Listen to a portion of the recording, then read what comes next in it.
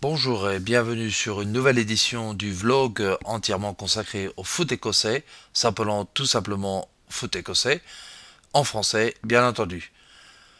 Le seul objectif pour cette année d'Hamilton est de ramasser un maximum de points en début de saison le plus vite possible, avant qu'il n'ait quelques blessés parmi leurs rangs.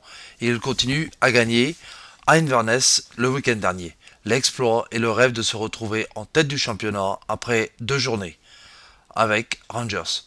L'enthousiasme et la découverte d'autres équipes soi-disant plus fortes leur donnent le moral et l'énergie et bien sûr ils empochent encore 3 points 1-0 contre Inverness. La semaine prochaine, c'est au tour de Kilmarnock et je suis sûr qu'ils sont capables d'encore un autre exploit et d'un succès. Car Kilmarnock, quant à eux, et St Mirren n'ont pu se départager, et là, on retombe dans la médiocrité du championnat écossais, où les deux équipes sont contentes avec un match nul, 0-0, et ils ne veulent pas prendre de risques. J'ai de temps en temps des discussions avec les supporters d'équipes de division inférieure qui me garantissent à chaque fois que le football est souvent plus dans un esprit d'attaque que quand deux équipes moyennes jouent entre elles en première division. Celtic, quant à eux, se déplaçait à Dundee United dimanche après-midi et beaucoup d'observateurs pensent que cette année va confirmer la tendance que le trou entre les deux grands et les autres équipes se referme tranquillement. Enfin, selon ce que j'ai vu ce dimanche après-midi à Tannadice, à Dundee United, il n'y avait pas trop de différence entre les deux formations. Dundee United s'est bien remis de leur déroute de Hamilton et ont poussé Celtic jusqu'au bout. 1-1, score final. Et les avant-centres de Celtic ont loupé quelques occasions en or et l'arbitre aurait sans doute sifflé pour 2 pénaltys pour Dundee United. Alors, le match nul est un score correct. Et puis on va pas recommencer à parler de l'arbitrage avec les équipes Old Firm, mais une fois de plus, l'influence était bien là, surtout revoyant les images vidéo. Après, on se demande pour quelle raison il n'a pas sifflé les 2 pénaltys. Enfin, problème éternel du foot écossais.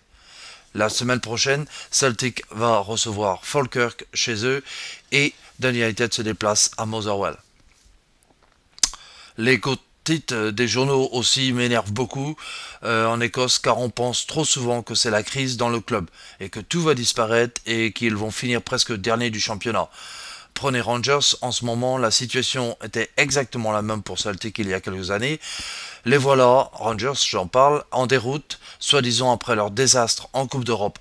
Perte financière de je ne sais combien de millions de livres, rien ne va plus, et lundi dernier, ils vendent même un de leurs meilleurs joueurs, Kouelar, pour Aston Villa. Mais en prenant un peu de recul, les supporters ne vont tout de même pas leur tourner le dos du jour au lendemain, comme peut-être dans la majorité des autres petits clubs. De plus, l'année dernière, ils ont fait des bénéfices extraordinaires avec leur parcours en Coupe UEFA et ils doivent avoir pas mal de ressources, car ils ne s'y attendaient vraiment pas. Et d'un seul coup, ils récupèrent un milieu de terrain d'influence Portsmouth, Mendes, qui a fait un match superbe contre Hearts samedi après-midi en leur donnant la victoire 2-0 et tout va un peu mieux. Et une fois de plus, comme la semaine dernière à Celtic, avec un penalty aussi, un de plus. Avec aussi un joueur de Reims qui reçoit un carton rouge dans le dernier quart d'heure.